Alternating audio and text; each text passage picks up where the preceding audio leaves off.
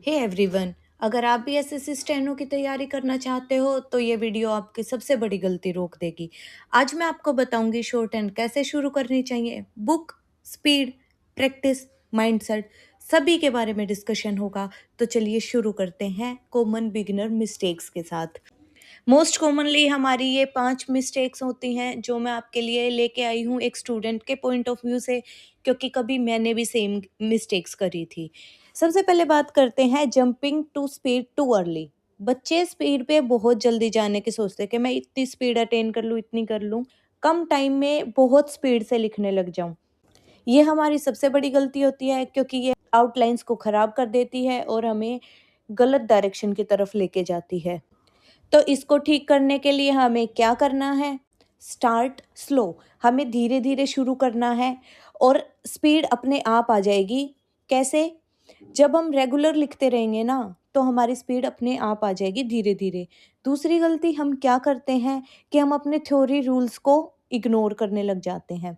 शुरू शुरू में जब टीचर कराता है तो हम कुछ दिन के लिए उस चीज़ को याद करते हैं, लेकिन बाद में दोबारा रिवाइज नहीं करते। इस वजह से हमारा पूरा थ्योरी चला जाता है और बहुत सारी मिस्टेक्स होने लग जाती हैं। हमेशा याद रखना, शॉर्ट हैंड रूल बेस्ड है, मेमोरी बेस्ड नहीं है।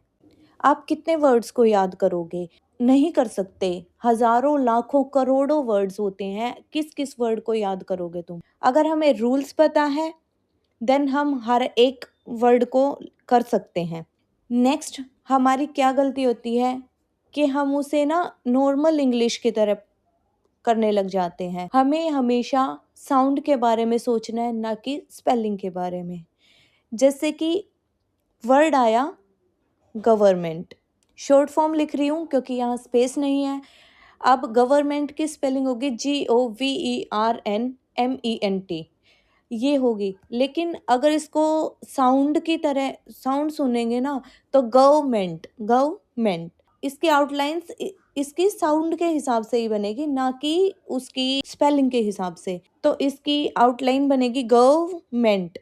अभी प्रॉपर लाइन नहीं है तो मैं थोड़ा सा इससे बन भी नहीं रहा, गवर्नमेंट ऐसे बनेगी, ठीक है। तो ये चीज़ आपको करनी है, साउंड पे फोकस करना है। उसके बाद बात आती है नो रिवीजन ऑफ आउटलाइंस। हम आउटलाइंस का रिवीजन ही नहीं करते। मैं आपको बोलती हूँ, daily revision is must must must. अगर आप रिवाइज नहीं करोगे तो आप सब कुछ भूल जाओगे, में कंफ्यूज हो जाओगे। आपका पूरा पढ़ने के बाद भी आप बिल्कुल ज़ीरो पे आके अटक जाओगे। आएगा आपका खुद का पढ़ा हुआ आपको समझ नहीं आएगा, तो कन्फ्यूज़न इतना हो जाएगा कि माइंड बिल्कुल स्टक हो जाएगा। तो ये गलतियाँ मोस्ट ऑफ स्टूडेंट करते हैं, कभी मैंने भी करी थी। टाइम से सुधार ली तो सोचा आप लोग नहीं करोगे अगर आपको सही गाइडेंस मिले तो। नेक्स्ट हमारी गलती क्या होती है कि हम बिना एरर्स को चेक किए प्रैक्टिस करते रहते हैं। हम कभी भी उसको रीड बैक नहीं करते। अगर हमें करेक्ट डिक्टेशन लिखनी है ना, तो हमेशा अपने एरर्स को इग्नोर नहीं करना है। अपनी शॉर्ट हैंड को करेक्ट करने के लिए हमेशा दोबारा से पढ़ के तब उसको करेक्ट करना चाहिए, तभी हम आगे बढ़ेंगे। तो ये तो थी हमारी मिस्टेक्स। अब इनको करेक्ट कैसे करेंगे उसका भी तरीका मैं आपको बताती हूँ। It's a correct way to start shorthand journey. In short, आपकी जो जो गलतियाँ हुई हैं उनको ठीक करने का सही तरीका। सबसे पहले बात करेंगे हम कि शॉर्ट हैंड को धीरे और क्लियर सीखो, प्रॉपर वे से। जैसे कॉन्सोनेंट हो गए, वोवल हो गए, joining rules, circles, loops and hooks, इन सब को धीरे धीरे स्टेप वाइज सीखते जाना है और बिल्कुल क्लियर वे से, ताकि हमें ज़्यादा प्रॉब्लम्स क्रिएट ना हों। उसके बाद हमें डेली रीडिंग प्रैक्टिस करनी है, इसको बिल्कुल भी नहीं छोड़ना है।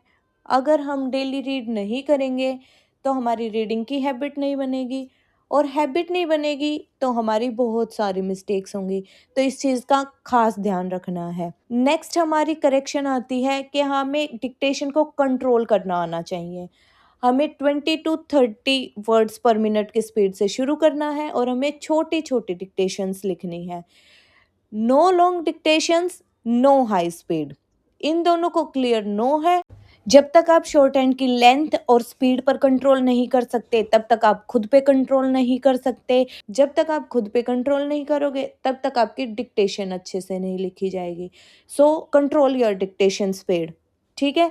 नेक्स्ट बात आती है स्पीड इंक्रीज की। स्पीड हमारी ग्रेजुअली इंक्रीज होगी, एकदम से स्पीड इंक्रीज नहीं होती। सो स्पीड को इंक्रीज करने के लिए हमें अपनी आउटलाइंस को क्लियर करना होगा। जब हमारी आउटलाइंस क्लियर हो जाएंगी तो हमारी स्पीड अपने आप से इंक्रीज हो जाएगी। जब हमारे लिए रीड बैक करना इजी हो जाए, जब हम कोई भी डिक्टेशन लिख रहे हैं उसको दोबारा से पढ़ पा रहे हैं अगर हम, तो हमारी स्पीड अपने आप इंक्रीज हो जाएगी। उसके बाद हम इस लायक बनेंगे कि हाँ, हम आगे स्पीड इंक्रीज कर सकते हैं। सो ये थी कुछ कॉमन मिस्टेक्स और उनके सॉल्यूशंस।